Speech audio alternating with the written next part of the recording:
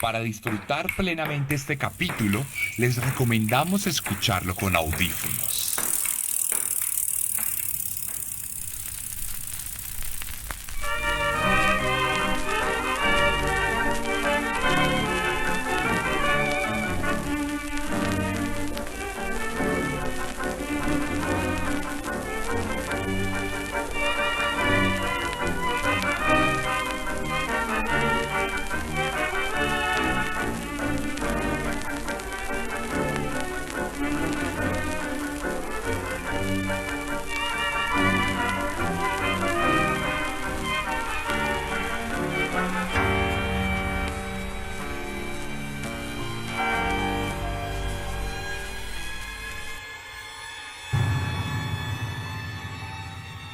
La memoria colectiva se construye a partir de las historias que pasan por nuestras generaciones a través de narraciones, cuentos y anécdotas. Creamos auténticos mundos a partir de las palabras que salen de nuestra boca y que se fundamentan en lo que creemos que pasó, o más bien, en lo que queremos creer que pasó. La realidad es efímera. Debe su precaria existencia a la cordura de los sobrevivientes y suele esfumarse desilusionada por las palabras de quienes saben reemplazarla con obtusos relatos de heroísmo disfrazado. Es por esto que pocas veces hemos leído relatos que involucren crueldad cuando de los ganadores se trata. Pocos historiadores oficialistas hablan de la brutalidad de los generales romanos, de la corrupción de las grandes iglesias o la psicopatía descarriada de los Estados Unidos. Aquellos cuentos se han limitado a ocupar la cuestionable posición de las habladurías y las teorías conspirativas, y en el mejor de los casos se han catalogado como historias revisionistas. Aunque siempre haya muchas verdades, la única verdad que prevalece es la del sobreviviente, y en la mayoría de los casos, el sobreviviente, lejos de ser la víctima, casi siempre es el victimario.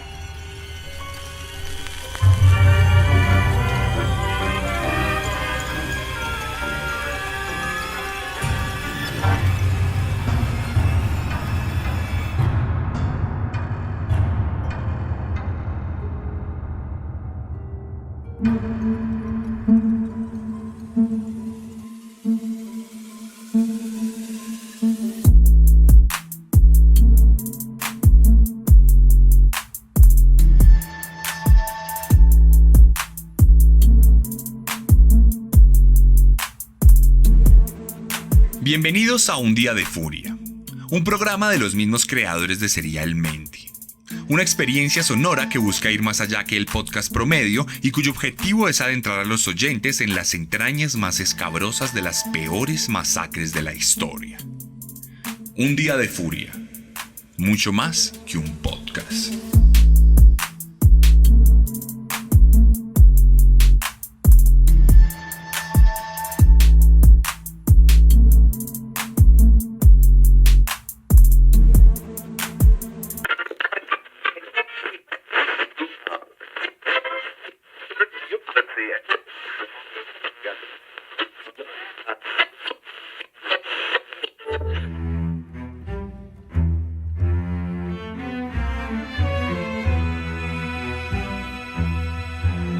Un Día de Furia suele contar la historia de psicópatas enajenados que perpetran masacres sangrientas y crueles. Asesinatos en masa que manchan los relatos nacionales de distintos países y que quedan marcados para siempre en la memoria de la prensa, del público y de los sobrevivientes. Estos relatos suelen construirse sobre el testimonio de los testigos, quienes usualmente hacen parte de las víctimas. Una sola historia esgrimida a través de la voz de quienes la vivieron. Sin embargo, hoy no les quiero contar una sola historia, porque esa historia sería la misma que se ha contado 1000 y 2000 veces en la Argentina. Hoy les quiero contar dos historias, porque hay una que no se ha querido contar demasiado. Tal vez porque los hechos que aquí les voy a relatar ocurrieron cuando el mundo tenía muchísimos más prejuicios sobre la mujer de los que aún tiene. Tal vez porque la venda de la misoginia todavía no había comenzado a incomodar los ojos de la sociedad, o simplemente porque quien nos relató esta historia es el único que vivió para contarla. Por eso, hoy más que nunca, les pido que se queden conmigo hasta el final. Porque hoy, yo mismo seré quien redefina la precaria realidad que se fortaleció con chistes, canciones y habladurías.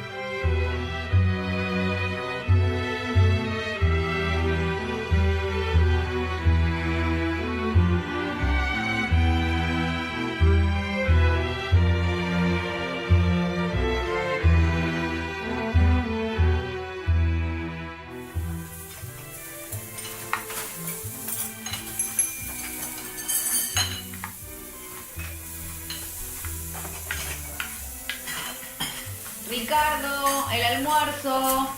Ah, Ricardo. ya voy, ya voy. El 15 de noviembre de 1992, Ricardo Barreda se encontraba descansando plácidamente en el consultorio de su casa. Era domingo, el clima era amigable y su familia, compuesta exclusivamente por mujeres, se disponía a almorzar en el comedor tal como lo solía hacer cada fin de semana. A Ricardo no le gustaba que molestaran la intimidad de su consultorio, incluso cuando tenía el día libre. Era su espacio inmaculado, libre de mujeres, donde se permitía ser un profesional prolijo, un respetado odontólogo que había logrado una reputación considerable en su oficio. Milanesa. Otra vez milanesa. Buah, ¿a comer? El núcleo familiar de Barreda estaba compuesto por su esposa, Gladys MacDonald, de 57 años, una abnegada ama de casa, Elena Arreche, su suegra de 86 años, y sus hijas Cecilia y Adriana, de 26 y 24 años respectivamente.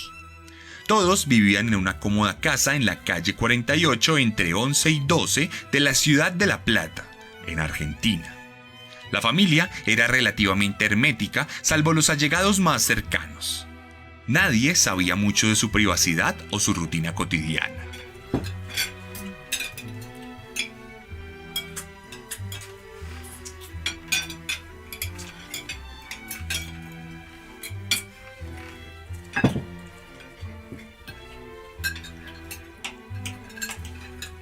La infancia de Barreda estuvo marcada por la violencia. Fue criado con severidad y fue testigo de cómo su padre maltrataba de manera constante a su madre, quien, abnegada por el contexto social de la época, soportaba de manera estoica los abusos y los golpes como consecuencia del mandato divino que la llamaba a ser el escudo flagelado de su familia. Contame, nena. ¿Ya terminaste las maletas? Sí, ma. Ya está todo listo en Morón. Cecilia, la hija mayor de Barreda, había decidido irse de casa para abrir su propio consultorio de odontología, pues como su padre se había recibido como dentista. Muy a pesar de tener el consultorio de su padre en casa, lo cierto es que cada día tenía que hacer largos viajes para poder ejercer su profesión, pues Barreda le prohibía rotundamente utilizar sus implementos o siquiera entrar a lo que él consideraba su lugar privado. La nena se va para Morón. ¡Para Morón! La nena nos abandona. Y Adrianita, vos también vas a dejar a papá. Adriana, la menor, se había comprometido tiempo atrás y estaba por casarse el mes siguiente. La familia, construida durante los primeros años y fracturada paulatinamente durante los siguientes, estaba próxima a esfumarse de las propias manos del patriarca, que veía cómo, ante sus ojos, sus hijas se cortaban el vínculo que él alguna vez creyó eterno. Bueno, yo también me voy. Voy a limpiar las telarañas del techo. Qué bien. Anda a limpiar, que los trabajos de Conchita son los que mejor haces. ¿Sabes qué? El Conchita no va a limpiar nada de la entrada. El Conchita va a atar la parra porque las puntas andan jorobando.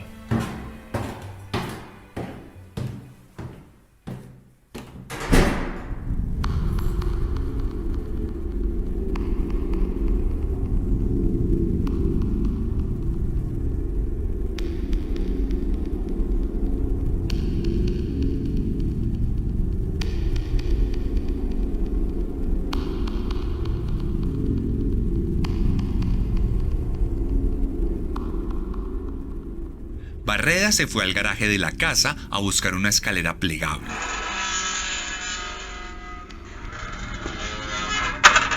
En realidad sí iba a atar la parra, tal como lo dijo indignado. Mientras buscaba sus herramientas, se percató de que debía usar un casco. Era común que los argentinos sufrieran accidentes mientras adelantaban labores de la casa, así que pensó que la seguridad debía ser primero. Sabía que debajo de la escalera del garaje había un casco, pero entonces, en vez de eso, se encontró con algo mucho más siniestro.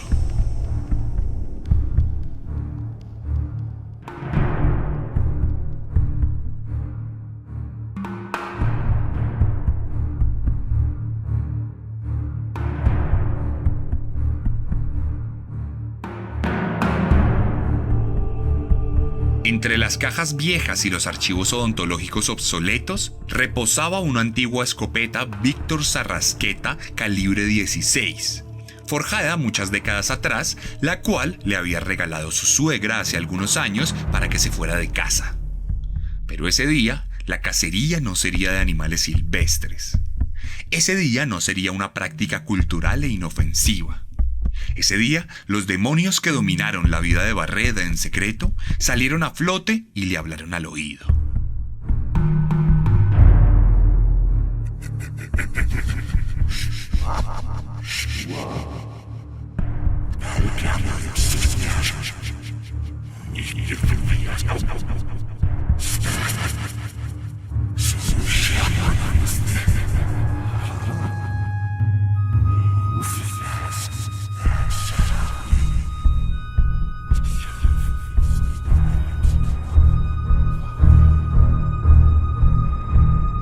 La misoginia rampante, alimentada por una sociedad machista y por unos preceptos anacrónicos y obsoletos, se convirtió ese día en acción.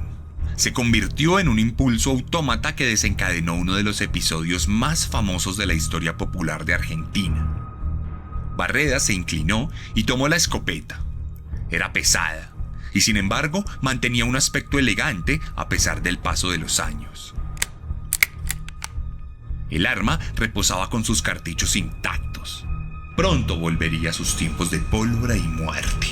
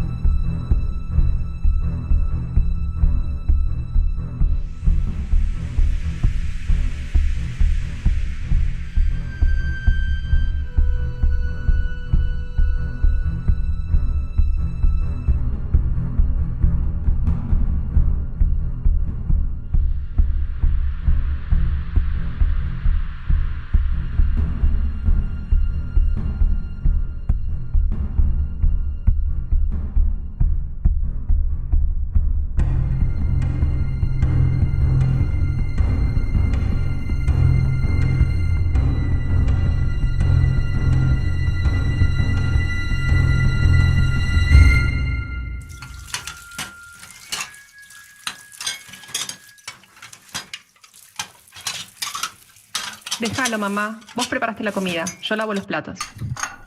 No se me quita nada, nena. Adriana, la hija menor, y su esposa Gladys se encontraban lavando la vajilla luego del incómodo almuerzo que acababan de tener. En ese momento, el diablo entró por la puerta de la cocina. El sonido del arma y la mera energía de Barreda fueron suficientes para que las dos mujeres se giraran y se encontraran con la imagen degradada del hombre de la casa apuntándoles en medio de un silencio sepulcral.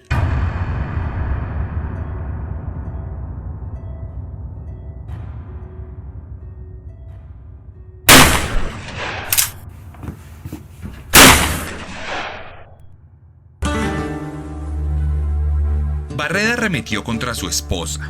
Le disparó en la parte lateral de su estómago y cuando ésta cayó, dio un paso adelante y la remató en el suelo con un disparo al centro de su pecho. El blanco de las baldosas de la cocina se manchó con la sangre que saltó de forma explosiva ante los ojos de Adriana, quien lucía desencajada. ¿Qué haces? Estás loco. En ocasiones, el ser humano actúa de formas misteriosas. Hay veces en las que el instinto de supervivencia se nubla frente a la estupefacción que provoca la inverosimilitud de algunas situaciones. Adriana creció con un padre agresivo y autoritario. Tuvo que vivir con la imagen de un papá infiel e irrespetuoso, pero nada de eso le dio para imaginar que alguna vez lo vería asesinando a su madre. Adriana no corrió, no intentó protegerse, tampoco atacó al asesino. Tan solo se quedó allí, mirándole con incredulidad, con frustración y tal vez con algo de resignación. Frente a ella, Barreda cargó su arma con total tranquilidad.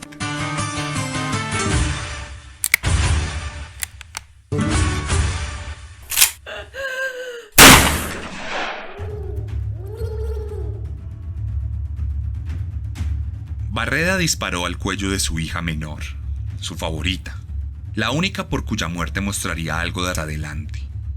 La joven cayó al suelo al lado de su madre. Su sangre se mezcló con la de su progenitora y su vida se fue lentamente entre la asfixia producida por su líquido vital invadiendo sus pulmones. Pero antes de que el aire se le fuera por completo, un nuevo disparo sobre su pecho acabó con su vida para siempre.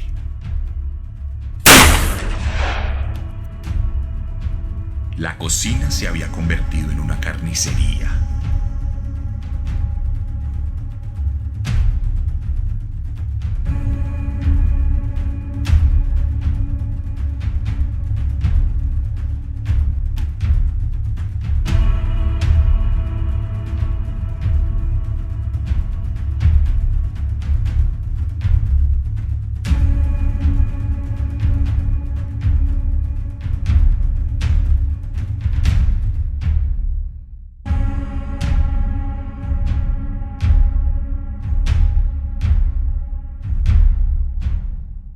La suegra, Elena, se encontraba letargada por la situación. Había escuchado unas fuertes detonaciones que la llevaron a levantarse del sofá y a dirigirse a la cocina. No entendía nada. Su cabeza procesaba la información con dificultad y su cuerpo se movía con lentitud producto de la edad. Cuando llegó al lobby central de la casa, donde estaba la escalera, se encontró de frente con su yerno. Tenía su regalo en las manos y su ropa estaba salpicada de la sangre de su hija y de su nieta. No hubo lugar a palabras, a reclamos y a ningún tipo de exclamación.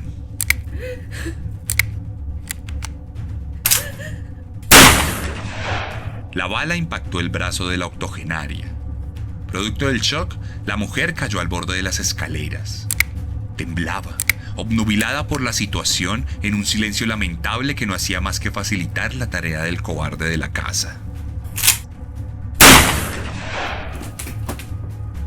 Elena también fue rematada en el pecho. Barreda volvió a recargar.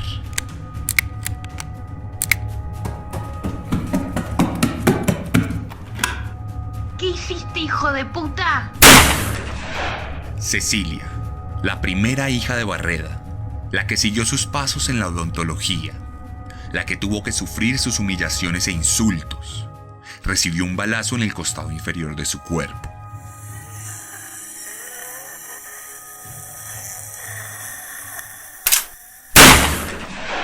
Luego, de rodillas, recibió un nuevo disparo en uno de sus senos.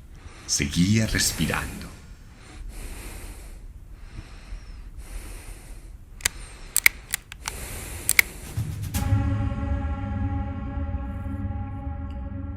En silencio, Barreda volvió a cargar su arma mientras miraba fijamente a su hija agonizante. Como el resto de su familia, Cecilia también fue rematada en el centro de su pecho.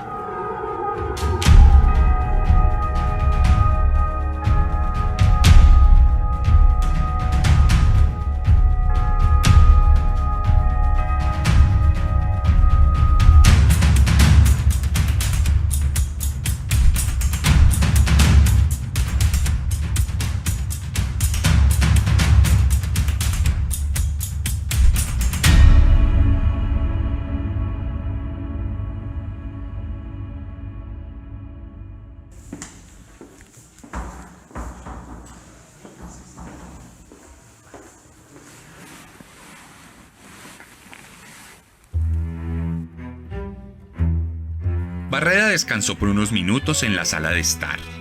Miró a su alrededor y se despidió de su familia. Pasaron varios minutos sin que nada nuevo ocurriera y luego se levantó y recorrió la casa entera, desorganizándola. Por todas las habitaciones, los cajones fueron abiertos y las ropas expulsadas con violencia. Los muebles se movieron con fuerza y algunos electrodomésticos fueron tirados al suelo con agresividad. Al caos sangriento se sumó la escenificación simplona de un intento de robo.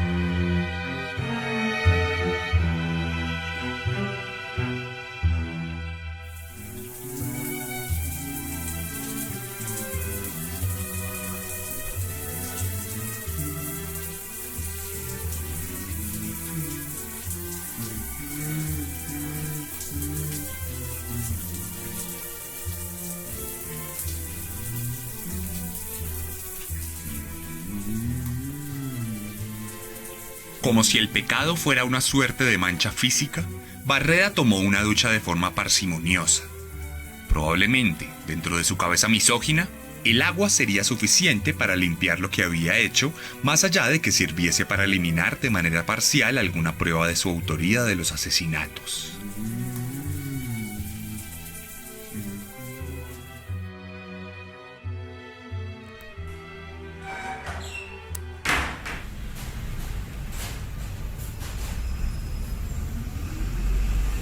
Luego de asesinar a sangre fría a su esposa, a su suegra y a sus hijas, Barreda salió de casa y tuvo un domingo bastante activo. Se dice que luego de deshacerse del arma homicida, visitó a una amiga clarividente que se apodaba Pirucha. Visitó a sus padres en el cementerio, deambuló por el zoológico y se encontró con su amante, con quien mantuvo relaciones sexuales y comió pizza en un restaurante de Buenos Aires. Una tarde bastante animada, como para despedirse de la poca humanidad que en él residía, como para celebrar la muerte y el broche de oro de la represión.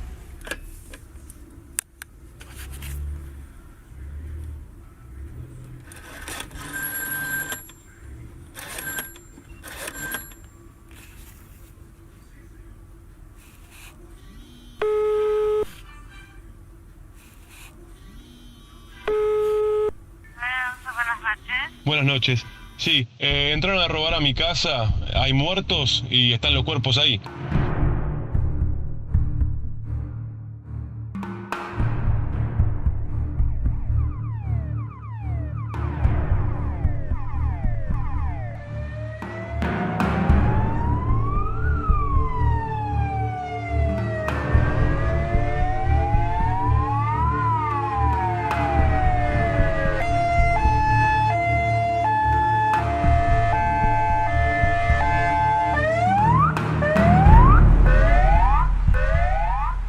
Cuando la policía llegó, supo inmediatamente que la denuncia del robo era falsa. El desorden era premeditado. La desconexión del denunciante con las víctimas era absoluta y las versiones no concordaban de manera precisa. Barreda nunca mostró tristeza. Se limitó a fumar y acariciar al perro de la casa, mientras los investigadores levantaban los cuerpos de las mujeres. Entonces, uno de los detectives ofreció el código penal al asesino, haciendo énfasis en un artículo que planteaba la posibilidad de la inimputabilidad de la demencia pasajera. Entonces, el subcomisario le ofreció al odontólogo impunidad a cambio de que le contara qué había hecho con la escopeta.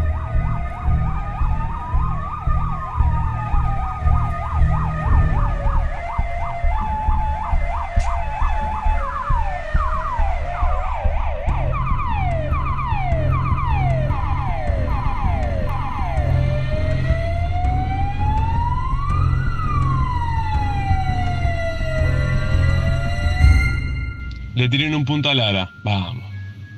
Le llevo.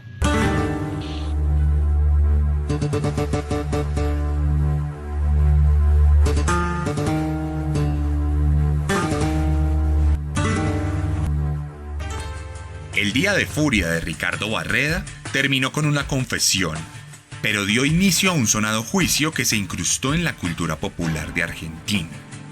La historia que aquí les conté tiene incongruencias, principalmente porque se trata de la versión del asesino y porque no hay víctimas sobrevivientes que puedan corroborarla. Por eso se habla de que al odontólogo lo trataban de Conchita, cuando no hay absolutamente ninguna evidencia de que hubiera episodios de maltrato contra su persona. Por el contrario, testigos cercanos a la familia, como el novio de una de las hijas, afirman que Barreda era un tipo tremendamente agresivo con su familia. Sometía constantemente a humillaciones a su esposa, a quien le era infiel, y a sus hijas, a quienes ofendía. Se dice, por ejemplo, que Cecilia no tenía derecho a utilizar el consultorio de papá, a pesar de compartir su vocación. Es por esto que se iría a montar su propia oficina al otro lado de la ciudad. Y es que las conductas misóginas no terminaron con la muerte de la familia. Años después, Barreda volvería a tener una pareja, una mujer a la que trataba de chancho e insultaba públicamente sin que se le juzgara por ello. Sin embargo, creo que el único cerdo aquí era Barreda, un asesino que revictimizó a sus víctimas por cobardía y por falta de gallardía. Un misógino que terminó desnudando lo peor de un sector de la sociedad argentina que encontró en su figura una excusa para justificar su machismo homicida y su violencia etimológica. Barreda se convirtió en un chiste. San Barreda, el patrón de los hombres maltratados en casa. Un eufemismo ridículo en un continente donde los feminicidios llenan los archivos judiciales. Una sociedad en la que se cree que el hombre que hace labores de la casa compromete su masculinidad. Y un Estado que permitió que un asesino múltiple pasara los últimos años de su vida en libertad, mientras la opinión pública se resiste de forma inoficiosa ante la fuerza imparable del avance de los tiempos.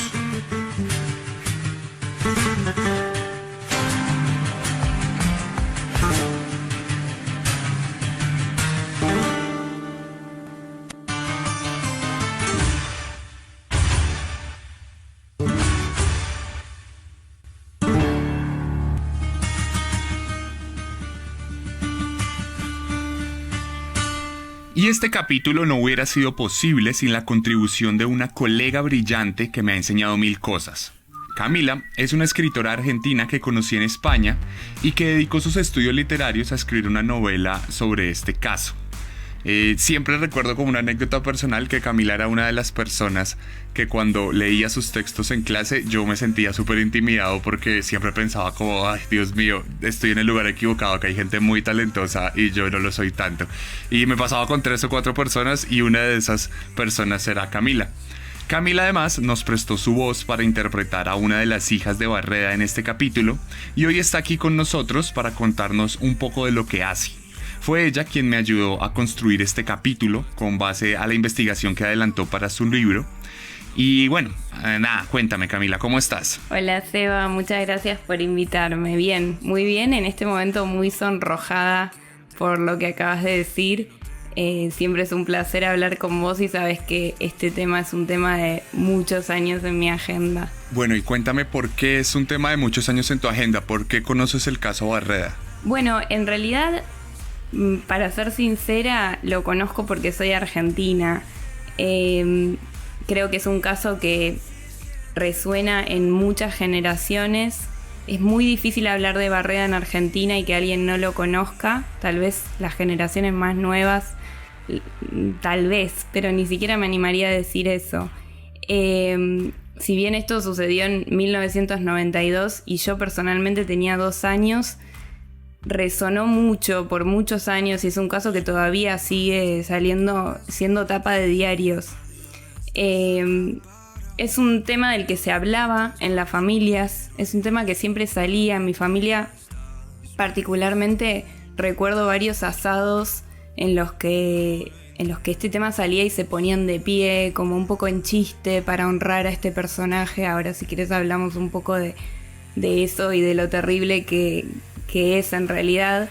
Así que imagínate el mensaje que eso dejó en mí y en tantas otras mujeres en Argentina y en tantas otras personas en general. Y bueno, con los años crecí y lo tuve un poco en el tintero hasta que eventualmente leí una novela que me cambió mucho la perspectiva de las cosas, que se llama Las chicas, de Emma Klein, que por cierto la recomiendo mucho, mucho. Es muy interesante sobre los crímenes Manson, donde ella da una perspectiva de una de esas chicas, un personaje imaginario.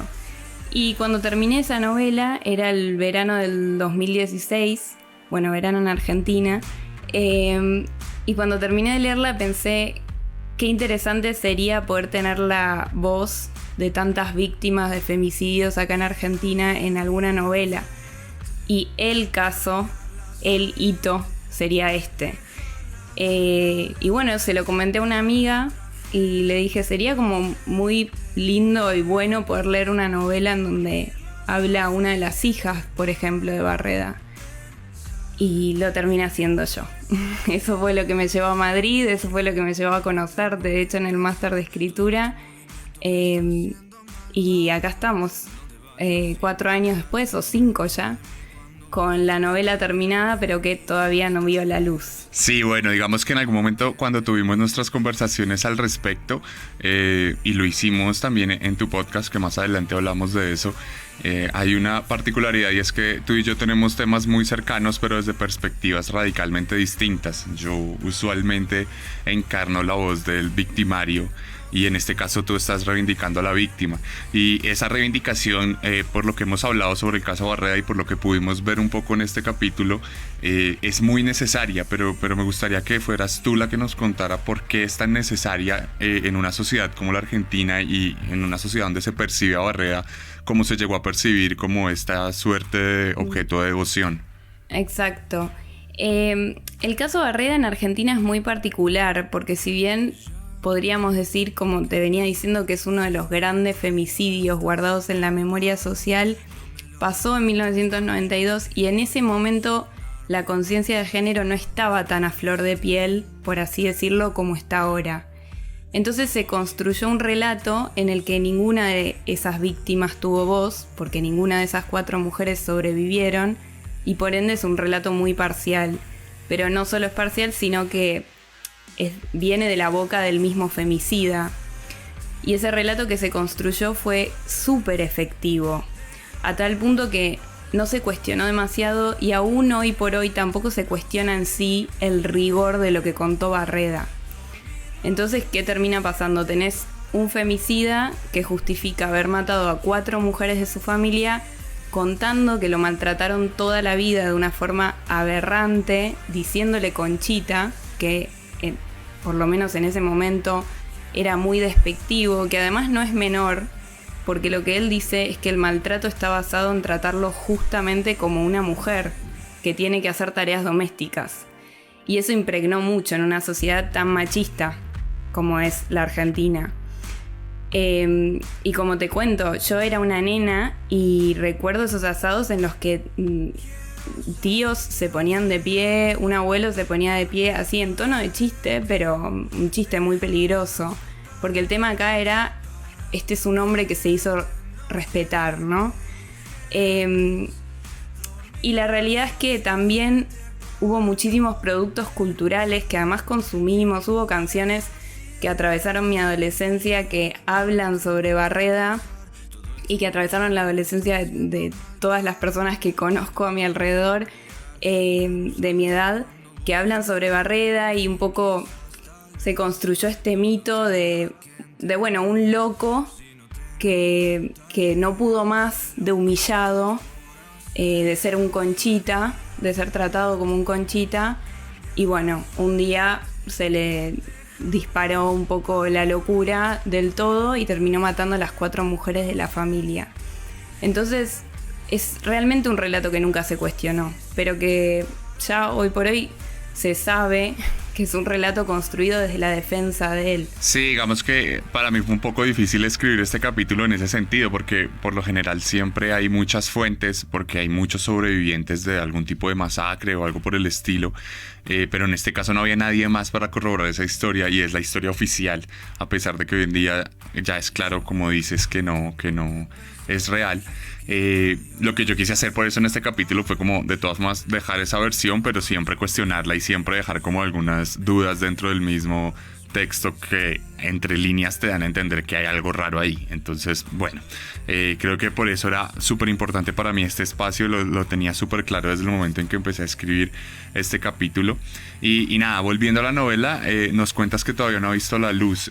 ¿Crees que va a pasar este año? ¿Vamos a poderla ver o cómo va a ser este tema? Sí. Es uno de los grandes objetivos de este 2021, que la novela finalmente vea la luz. Es una novela que yo empecé a escribir en Buenos Aires, pero después me llevé a España, la terminé en el marco del máster, y todo ese proceso fue un proceso largo de 3 años. El año que pasó fue un año de revisión de la novela y bueno, fue un año también de muchos otros proyectos, pero la novela es el principal y espero que vea la luz hacia mitad de año, tal vez septiembre, octubre. Excelente, la vamos a esperar con toda la emoción del caso. Y hablas de otros proyectos, porque otro de tus proyectos es tu podcast, Querida Podcast, en el que estuve invitado con muchos honores hace poco y que disfruté mucho la conversación tan increíble que tuvimos, que creo que de las participaciones que he tenido ha sido la más entretenida, y me parece importante decir eso antes de recomendarlo, porque creo que es un podcast que tiene mucha calidad, que tiene muchas conversaciones súper necesarias en el contexto de la sociedad actual, y cuéntanos un poquito de ese proyecto. Sí, Querida Podcast surge también de mi obsesión por los relatos, en realidad, y la pregunta esta de quién narra y quién se hace personaje cuando narra y cómo nos hacemos personajes. Así que en realidad es una línea que también viene de la mano con la novela. Esto que comentabas, que hablamos en el episodio, que por cierto se llama En la boca del lobo, e invito a toda la gente que nos está escuchando a que lo escuchen. Para mí también fue un honor hacer esa entrevista y fue muy divertida. Hablábamos ahí un poco de que estábamos escribiendo desde 2 lugares opuestos, ¿no? Lo que decías al principio. Yo creo que tenemos muchos roles en nuestras vidas y nos contamos muchas historias, y en Querida Podcast exploro un poco a través de entrevistas cuántas voces podemos llegar a tener y qué implica eso, qué significa pensarnos como protagonistas de tantas historias que atravesamos en nuestras vidas, y también historias que leemos y que vemos. Entonces, en el caso que estamos hablando de Barreda, por ejemplo, no es lo mismo contar una historia, por supuesto, desde el punto de vista de Barreda, que contarla desde el punto de vista de una de sus víctimas. No es lo mismo, es por decir algo chiquito, quiero decir, no es lo mismo, pero también resignifica todos los personajes, el tiempo, el espacio, y creo que eso lo hacemos todo el tiempo.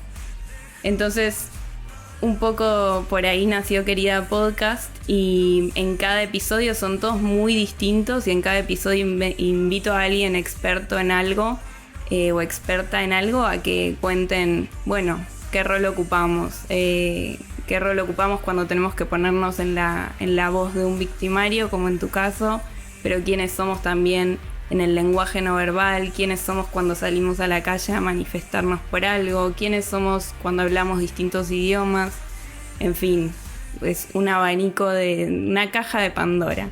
Es súper interesante porque además lo he escuchado, o sea, lo digo de toda fe y con total sinceridad. Es un muy buen podcast, muy entretenido. Y si ustedes lo quieren escuchar, Camila les va a contar ahora mismo dónde lo pueden escuchar, porque ya tiene varios capítulos al aire. Así es, está. Antes que nada tenemos una página web que pueden visitar, que es queridapodcast.com. Y de hecho todavía estamos subiendo los episodios ahí. Pero de todas formas estamos en Spotify, Google Podcasts, Apple Podcasts, muchísimas plataformas. Esas son las 3 que menciono porque son las 3 grandes. Pero como les decía, también siguen estando en la página. Es algo que tal vez ahora discontinuemos, pero por ahora están todos ahí. A día de hoy ya hay 8 episodios subidos y estamos haciendo un breve paréntesis hasta el 19 de enero. Pero el 19 de enero volvemos a arrancar con los siguientes episodios. Bueno, entonces ahí lo tienen para que lo escuchen, Querida Podcast. Estoy seguro que les va a abrir la mente en muchos aspectos. Y nada, Camila, me encantó tenerte aquí. Fue un placer absoluto para mí que hicieras parte de este capítulo de Barreda. Lo tenía claro desde que elegí como uno de los casos que quería contar. Sabía que quería contar con tu participación. Gracias por prestarnos tu voz para este capítulo. Gracias por contarnos tantas cosas desde tu perspectiva al final del relato. Y nada, espero verte pronto y de verdad, gracias por tu participación acá. Gracias a vos, Seba, gracias por darme el espacio y gracias también por abrir este canal a escuchar nuevas voces y distintas voces.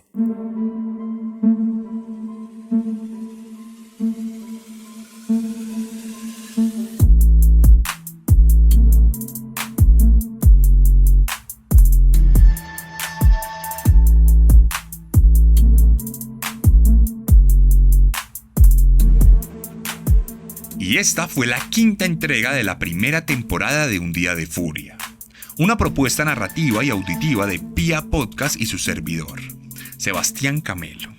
Si este podcast les gustó, la primera recomendación que les voy a pedir es que lo compartan, que lo muestren en sus redes sociales y que se lo muestren a sus amigos, a sus familiares y a todo aquel que quiera llevarse una experiencia increíble con esto de los podcasts. Si les gusta mi forma de narrar, les recuerdo que tengo varios libros disponibles para ustedes. Descenso, mi primera novela, y Carne, mi primer libro de relatos. Así como el cómic Herederos de Caín, que retrata a los peores asesinos seriales de la historia.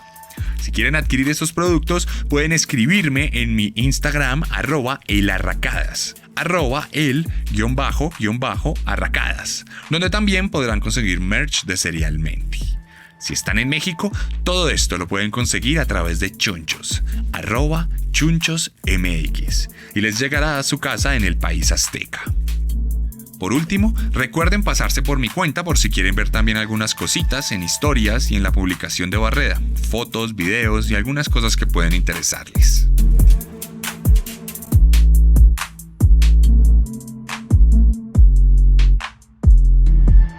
Esto fue Un Día de Furia, cuando el odio se funde en nuestras manos.